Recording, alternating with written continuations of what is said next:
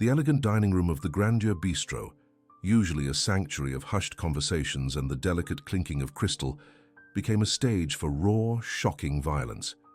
Sarah Jenkins, a single mother whose world had shrunk to the size of a single desperate plea, lay crumpled on the polished hardwood floor.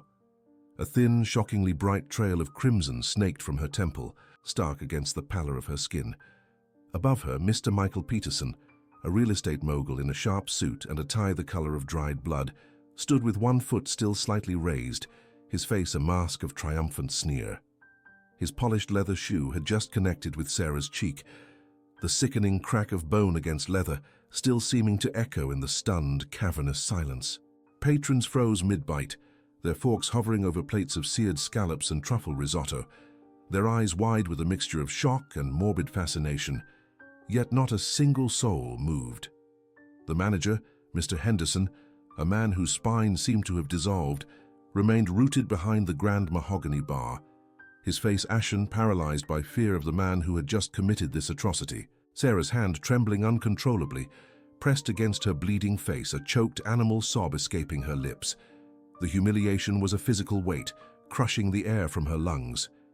But then, from a dimly lit corner table where she had been a silent observer, a woman stood. Her name was Elizabeth Hayes, and she was dressed in a deceptively simple dark pantsuit, her silver blonde hair pulled back in a severe, elegant bun. She radiated an unnerving calm that was more commanding than any shout. Her eyes, a piercing shade of steel blue, fixed on Peterson as she began her unhurried approach, her quiet footsteps on the marble seeming to amplify the profound, ringing silence. "That's enough," she stated, her voice not loud, but cutting through the thick, stagnant air with an authority that brooked no argument and promised dire consequences. To understand the incandescent fury that had ignited within Elizabeth Hayes and the desolate, soul-crushing despair that had consumed Sarah Jenkins, we must rewind 3 weeks. Sarah, a woman in her early 30s with a grace that had been worn smooth by exhaustion, navigated the sprawling, indifferent landscape of Manhattan with a singular purpose. Her every thought, her every weary step, her every forced smile was a devotion to her 7-year-old daughter, Lily.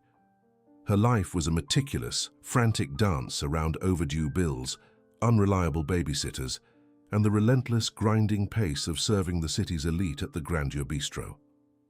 She moved like a ghost between the linen-draped tables, her worn uniform a constant, subtle badge of her invisible existence in a world of ostentatious wealth.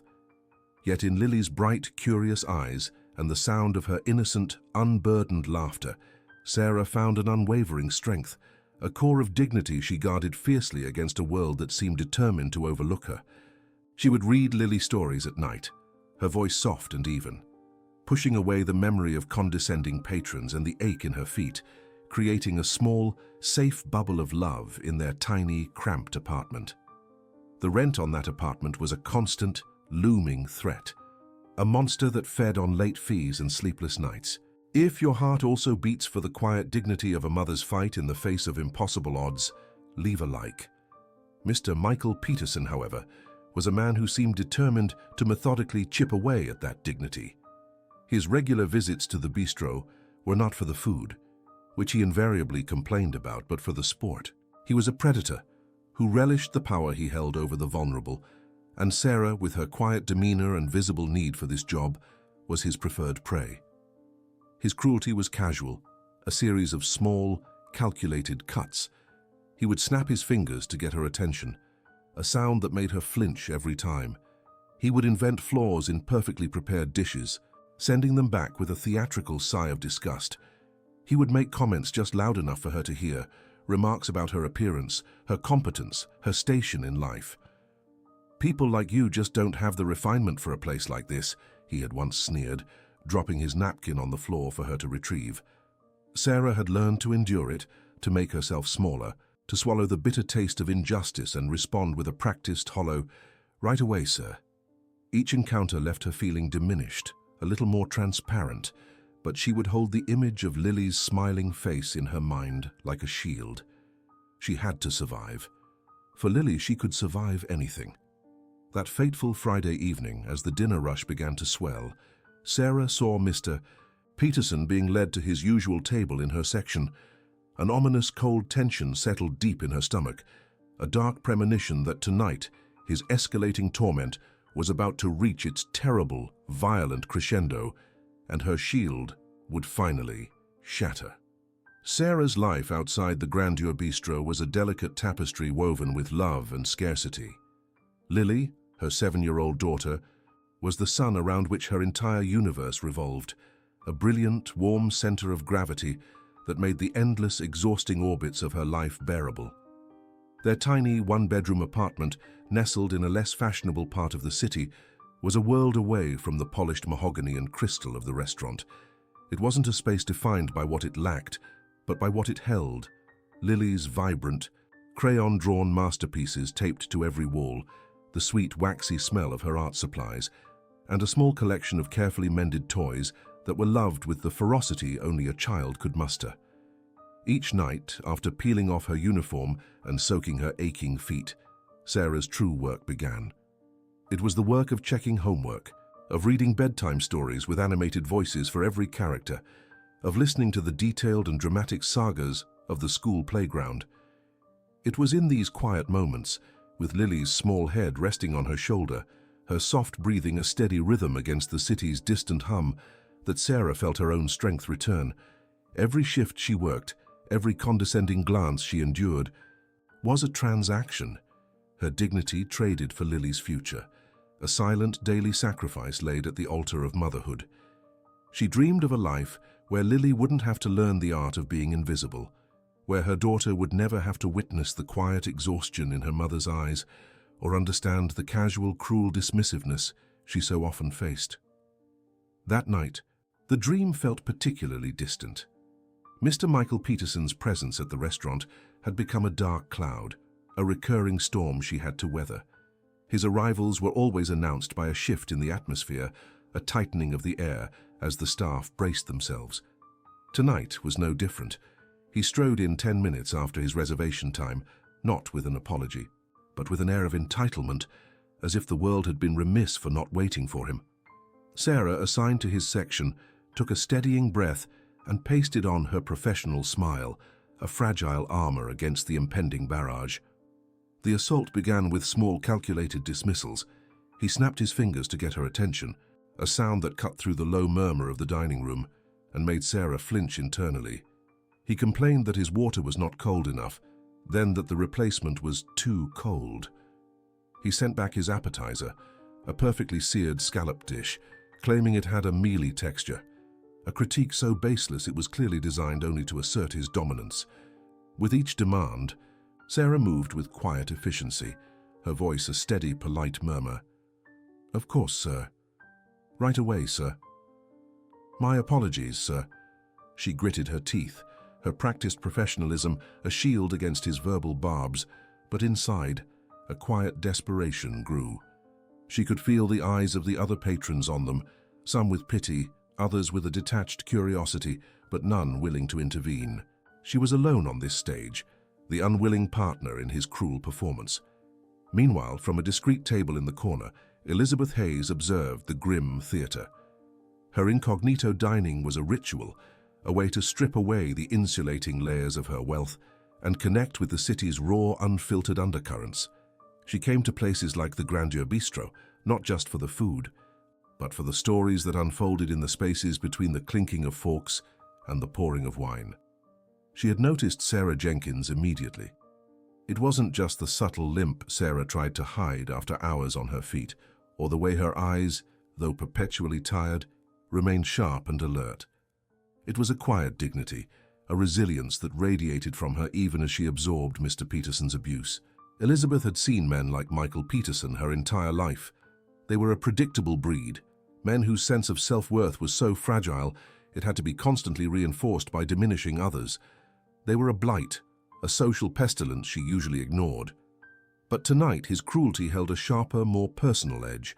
It wasn't just boorishness, it was a targeted, systematic dismantling of another person's spirit, and he was savoring every moment of it. Elizabeth's gaze shifted to the manager, Mr. Henderson, who was now expertly avoiding the entire quadrant of the restaurant where Peterson was seated. He busied himself at the bar, polishing glasses that were already gleaming. His back turned to the escalating tension. He was a portrait of willful ignorance, a man so paralyzed by the fear of confronting a wealthy and influential patron that he was willing to sacrifice the well-being of his own employee. His cowardice was, in its own way, as vile as Peterson's aggression. It was the silent complicity that allowed such predators to thrive. A faint, cold memory, an echo from a time in her own life long before the billions, tugged at Elizabeth. A time when she had also felt invisible, when a dismissive word or a cruel gesture could feel like a physical blow. She saw past Sarah's worn uniform and the forced placidity of her expression, sensing a deep well of strength beneath the palpable vulnerability. Peterson then escalated again, his voice rising just enough to carry. "Look at this," he said loudly, pointing a manicured finger at a nearly invisible spot on Sarah's apron. "Is this the standard of cleanliness here? It's a disgrace." Sarah looked down, her cheeks flushing with shame. She knew the stain was from a drop of coffee she'd spilled on herself during her break, a tiny imperfection in an otherwise immaculate uniform. "I am so sorry, sir," Sarah murmured, her voice trembling slightly for the first time. "I will attend to it." It was then that their eyes met across the room. Just for a second, Sarah's gaze lifted from the floor and connected with the woman in the corner. In that fleeting moment, Elizabeth Hayes finally looked at her, not as a server, a uniform, or a functionary, but as a human being. And what she saw in Sarah's eyes wasn't just fear or humiliation. It was a profound, bottomless ocean of sadness, mingled with a defiant spark of endurance that took Elizabeth's breath away. It was the look of someone pushed to the very edge of her limits, holding on not for herself but for a reason far greater. The connection was electric, a silent acknowledgement that disturbed Elizabeth in a way she could not immediately explain. It was a call to action she hadn't yet decided to answer. The moment was broken by Peterson's grating laugh. He was enjoying himself immensely, feeding off her shame. The growing tension in the room was now a palpable thing, a heavy blanket of unspoken violence. Peterson's menacing grin widened, a clear signal that his torment was far from over. He was building to a crescendo, and Sarah, trapped by economic necessity, could do nothing but stand there and wait for the final devastating blow she knew was coming, a confrontation that was poised to shatter the fragile peace and test the very boundaries of human decency. The air in the Grandeur Bistro had thickened, growing heavy with an unspoken dread that coated every surface like a fine, greasy film. Sarah Jenkins, her heart a frantic bird beating against the cage of her ribs, relived the moments leading up to the disaster in a dizzying, looping nightmare. It had been so small, so insignificant, a single stray drip of water escaping from the rim of a crystal glass as she cleared a table. It had landed on the sleeve of Mr. Michael Peterson's bespoke suit, a dark speck on the charcoal grey fabric, no larger than a teardrop, a tiny, innocent accident that Peterson, his eyes already glittering with a predator's thrill, had seized upon as a pretext for an eruption of unchecked rage. His booming voice had sliced through the polite hum of the dining room, a verbal whip that lashed at her already frayed nerves, demanding her immediate dismissal. Every head had turned, every conversation had died. Sarah had become the center of a silent, judgmental stage. "Please, Mr. Peterson," she had whispered, her own voice a stranger to her, barely audible, the words catching in her throat. Tears welled in her eyes, hot and shameful, blurring the faces of the patrons into indistinct smudges of color. Her shoulders, which she always tried to hold straight for her daughter, Lily, now hunched in a familiar posture of silent defeat. "I'm so sorry. I'll make sure it never happens again." She had bent low, a gesture of supplication, desperately dabbing at the non-existent stain on the pristine white tablecloth with her napkin. She was trying to make herself smaller, to become invisible, to do anything that might placate the storm of his fury. Her desperation, however, was like gasoline on a flame. It only seemed to fuel his contempt, to confirm his sense of absolute power over her. Sarah Jenkins knew this look. She had seen it on the faces of men like him her entire life. It was the look of someone who enjoyed breaking things just to watch them fall apart. From her corner table, Elizabeth Hayes watched, a glacial storm brewing beneath her calm, composed exterior. She had seen enough. The manager's cowardice, his frantic, placating gestures toward Mr. Peterson, while pointedly ignoring Sarah's plight, had solidified her resolve. Mr. Henderson was a symptom of the disease, not its cause, but his inaction was a form of complicity that Elizabeth found just as vile.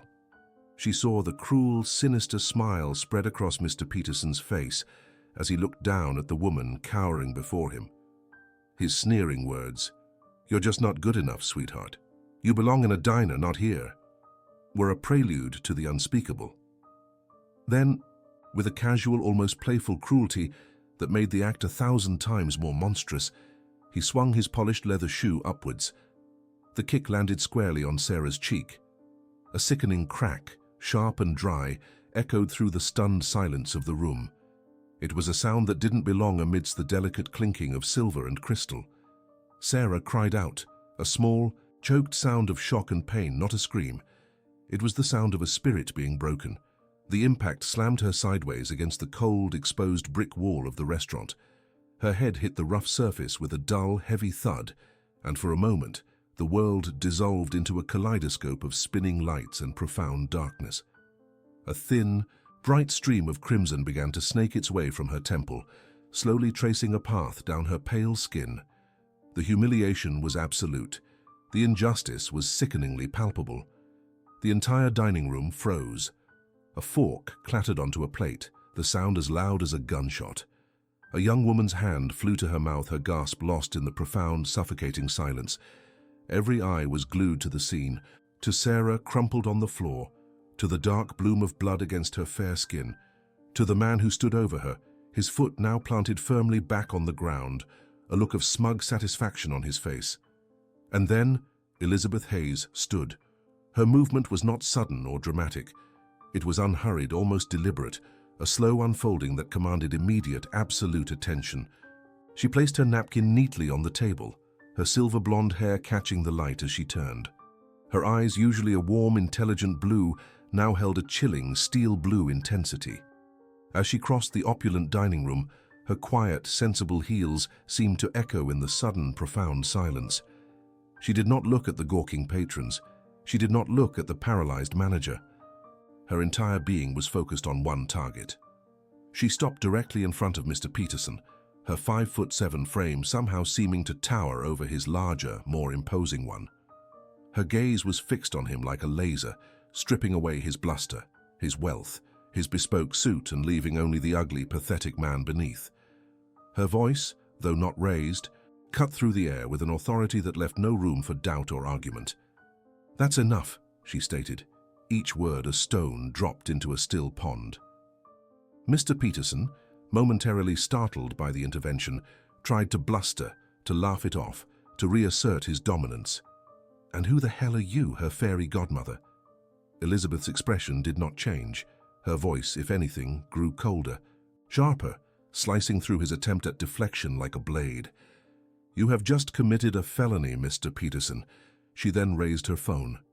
The screen glowed in the dim restaurant light, displaying a perfectly clear video recording of the entire incident. It had captured everything: his sneering words, the casual, brutal swing of his leg, the sickening impact, Sarah's choked cry, her head hitting the wall, every brutal detail, every cruel word, every flinching moment preserved in high definition. "This," Elizabeth said, her voice dropping to a near whisper that was more menacing than any shout, "has already been sent to my legal team. The police are en route." Mr. Peterson's face, moments ago a mask of arrogant disdain, visibly paled. The color drained from his cheeks, leaving behind a waxy, mottled gray. He stammered, his bravado crumbling into dust. "Now hold on. She was incompetent. She ruined my suit. It was an accident." Elizabeth Hayes silenced him with a single withering look that communicated more contempt than 1,000 words ever could. "There is no justification for assaulting another human being who is simply trying to survive, Mr. Peterson. None." Outside in the distance, a faint sound began to grow. It was a mournful, rising wail, a sound that cut through the cacophony of Manhattan traffic. The approaching sirens were now a distinct, piercing cry, growing louder with every passing second, sealing Mr. Peterson's fate and signaling the imminent explosive arrival of truth. "This woman," Elizabeth declared, her gaze sweeping over Sarah, still on the floor, a single tear tracing a path through the blood on her cheek, "is under my protection." The words, quiet yet resolute, resonated through the silent dining room, a pronouncement that shattered the prevailing indifference. The weight of her statement seemed to physically alter the atmosphere, transforming the opulent space from a theater of cruelty into a courtroom of impending judgment. Patrons who had moments before been statues of inaction now shifted uncomfortably in their seats, their faces a mixture of awe and shame. Elizabeth's declaration was not a plea, it was a fact, an unbreakable shield suddenly erected around the most vulnerable person in the room. Mr. Henderson, the manager, finally stirred from his paralysis behind the bar, his face a pasty white. He scurried forward, his movements jerky and uncertain, a man desperately trying to reclaim a situation that had spiraled far beyond his control. "Miss Hayes, please," he began, his voice a weak, placating whisper that was swallowed by the cavernous silence. "There's no need to involve the authorities. We can handle this internally." He gestured vaguely between the furious, cornered Mr. Peterson and the crumpled form of Sarah. His words were an attempt to shrink the incident back down to a manageable workplace dispute, to sweep the raw violence under the Persian rug. Elizabeth merely raised a hand, a simple, elegant gesture that stopped him mid-sentence. Her steel blue eyes did not even flicker in his direction. They remained locked on Sarah. She then did something that sent a second, more profound shockwave through the room. She knelt. The fine, dark fabric of her expensive pantsuit brushed against the cold, tiled floor, a deliberate act of lowering herself that paradoxically elevated her in the eyes of everyone watching. She moved with a gentle, practiced care, her hands reaching for Sarah not with pity, but with a palpable sense of solidarity. "It's all right," she murmured, her voice soft enough for only Sarah to hear. "You are safe now." She gently helped Sarah to her feet, supporting her trembling form as if she were made of the most delicate glass.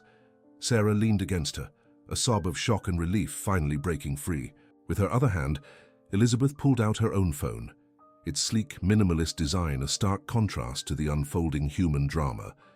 Her fingers moved across the screen with calm efficiency. "Yes, I need an ambulance at the Grandeur Bistro on Park Avenue," she said into the phone, her voice level and clear. Each word a nail in the coffin of Peterson's arrogance. "There has been an assault."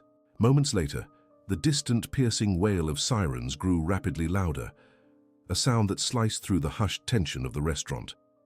Two uniformed NYPD officers entered, their presence immediately commanding, their eyes quickly scanning the scene and landing on the tableau. A powerful man breathing heavily, a bloodied woman being supported by another, and a room full of silent witnesses. The lead officer, a man with a stern, weary face, approached their small group. "What's going on here?" he asked, his voice a low baritone that expected answers. Without a word, Elizabeth handed her phone to him. On the screen, the video played, the irrefutable evidence displayed for all to see. The officer watched, his expression hardening with each passing second. The sneering words, the casual, brutal kick, the sickening crack of impact, Sarah's choked cry. The second officer moved to stand beside Peterson, his hand resting almost casually on his service weapon. Peterson's face, which had been contorted with fear when Elizabeth first mentioned the police, now morphed into a mask of pure, impotent fury. The power he wielded, the influence he had taken for granted his entire life, was being stripped away from him in real time, in front of an audience of his peers. "This is ridiculous," he blustered, his voice cracking. "She provoked me. She ruined a $10,000 suit. You can't listen to her." The lead officer didn't even look up from the phone. When the video ended, he looked at his partner and gave a single, sharp nod. The second officer stepped forward and, with practiced efficiency, spun Michael Peterson around, forcing his hands behind his back. The sharp click of handcuffs being secured was the final, definitive sound of his downfall. He was swiftly read through his rights, his protests and threats dissolving into meaningless noise. As he was led out of the Grandeur Bistro, his head bowed in a posture of complete and utter defeat. His public humiliation was absolute. The hushed stares of the once indifferent patrons now followed him, no longer filled with awe or respect, but with a cold, silent, and damning judgment. Just as Peterson was being escorted out, paramedics arrived with a stretcher. They attended to Sarah with professional gentleness, checking the gash on her temple and her bruised cheek. Through it all, Elizabeth remained by her side, a quiet, comforting presence. She provided the paramedics with all the necessary information, her calm demeanor a steady anchor in the chaotic aftermath.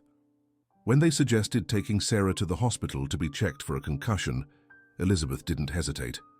"I'll go with her," she stated simply, leaving no room for argument.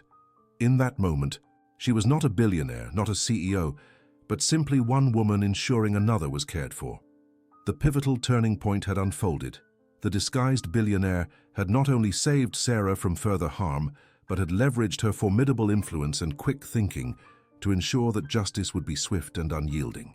She had already set in motion a chain of events that would ensure Peterson faced the full consequences: a criminal prosecution, a permanent and public ban from any establishment associated with the restaurant group, and a commitment from the entire chain, forced by her impending influence, to implement stringent new policies against harassment and violence.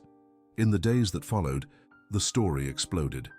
Cell phone footage from other patrons, emboldened by Elizabeth's actions, surfaced online. The narrative of the Angel of Park Avenue, the mysterious, elegantly dressed woman who brought a tyrannical mogul to his knees, became a viral sensation. News vans camped outside the Grandeur Bistro. The incident transcended local gossip and sparked a nationwide conversation about workplace harassment, the invisible struggles of service industry workers, and the sickening abuse of power by the wealthy elite. Talk shows dissected the video, praising the anonymous woman's courage and condemning the complicit silence of the other diners. Sarah Jenkins, inadvertently, became a symbol of quiet dignity in the face of brutal disrespect. Sarah, recuperating at home, watched the news reports with a sense of dizzying disbelief. Her small apartment felt like the quiet eye of a hurricane. Lily, her daughter, was a comforting presence, drawing pictures of superheroes who looked suspiciously like the silver-haired woman her mother described. A small, neat bandage covered the cut on Sarah's temple, a physical reminder of the trauma. But inside, something had shifted. The fear and shame that had been her constant companions were slowly being replaced by a newfound strength, a flicker of defiance in her gaze. She had been seen. She had been defended. A week after the incident, a courier arrived at her door with a long, elegant envelope. The paper was thick and creamy, bearing a simple embossed crest, a stylized H. Her hands trembled slightly as she opened it. Inside, on a single sheet of heavy cardstock, was an invitation written in beautiful, flowing script. It was a formal request to meet with Elizabeth Hayes at her office at her convenience. Sarah's initial apprehension, a reflexive fear of the powerful and wealthy world Elizabeth represented, quickly gave way to a burgeoning, uncontainable hope. This mysterious woman had already saved her. Now, she was inviting her into her world. For what purpose, Sarah couldn't possibly imagine, but she knew with a certainty that settled deep in her bones that her life was about to change forever. The invitation was not just a piece of paper, it was a doorway, and a profound mystery of what waited on the other side was yet to be fully uncovered. The taxi, a canary yellow speck navigating the canyons of steel and glass, pulled up to a building that didn't so much touch the sky as it owned it. Hayes Innovations. The name was etched in discreet, elegant silver letters above the revolving doors, a whisper of power rather than a shout. Sarah Jenkins paid the driver, her hand trembling slightly as she counted out the bills. The fare alone was more than she usually spent on groceries for 2 days. She smoothed down the simple dark blue dress she had bought from a consignment shop for this very meeting, a purchase that had felt like both an impossible luxury and a desperate necessity. Taking a deep breath that did little to calm the frantic hummingbird wings in her chest, she walked through the doors. The lobby was a cathedral of modern minimalism, soaring ceilings, cool marble floors that echoed her worn-out heels, and a silence so profound it felt more expensive than any of the abstract art adorning the walls. A receptionist, a vision of poised perfection, greeted her with a polite, impersonal smile. "Sarah Jenkins, for Ms. Hayes," Sarah said, her voice sounding small and thin in the cavernous space. The receptionist's fingers danced across a sleek, integrated screen. "Of course. The elevator to your right will take you directly to the penthouse. Ms. Hayes is expecting you."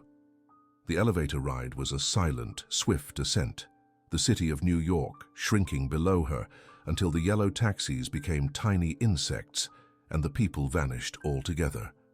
It was a disorienting shift in perspective, making her feel both incredibly high up and terrifyingly insignificant. The doors opened directly into an office that seemed to hang in the clouds. Floor-to-ceiling windows wrapped around the space, offering a 180-degree panorama of the sprawling metropolis. And there, standing by the window, silhouetted against the afternoon sun, was Elizabeth Hayes. She was no longer the understated incognito diner from the restaurant.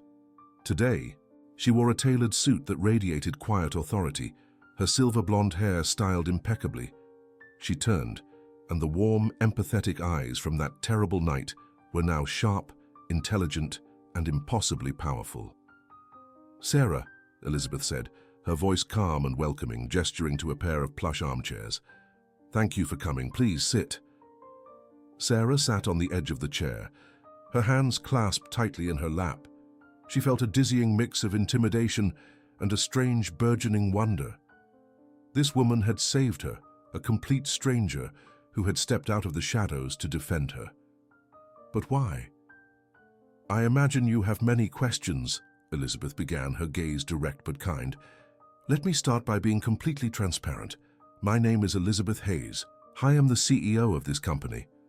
She paused, letting the weight of the name, a name synonymous with technological innovation, global influence, and immense, almost mythical wealth, settle in the air between them. Sarah recognized it from business magazines she'd sometimes glanced at while waiting in line at the pharmacy. This woman wasn't just rich, she was a force of nature. "For many years," Elizabeth continued, her voice taking on a more personal tone, "I've made it a practice to observe. I dine alone. I walk through different neighborhoods. I try to see the world not from up here," she gestured to the breathtaking view, "but from the ground. It's how I stay connected to the reality of the lives my company's work affects. It's how I identify problems that need solving." Her eyes met Sarah's, a flicker of a shared unspoken understanding passing between them. "What I saw at the Grandeur Bistro was not just an isolated incident, Sarah. It was a symptom of a systemic sickness, a culture of fear, disrespect, and profound indifference." She leaned forward slightly.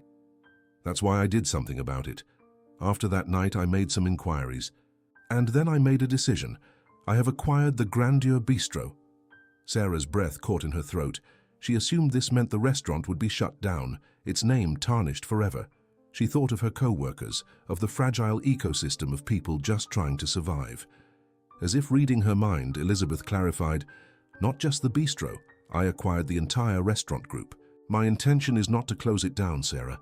It's to burn it down to the foundations and rebuild it from the ashes, to transform it into a beacon of what ethical employment and genuine community can look like." Tears began to well in Sarah's eyes, a mixture of shock and a fragile, unfamiliar feeling, hope. Then Elizabeth Hayes unveiled her audacious, life-altering proposal.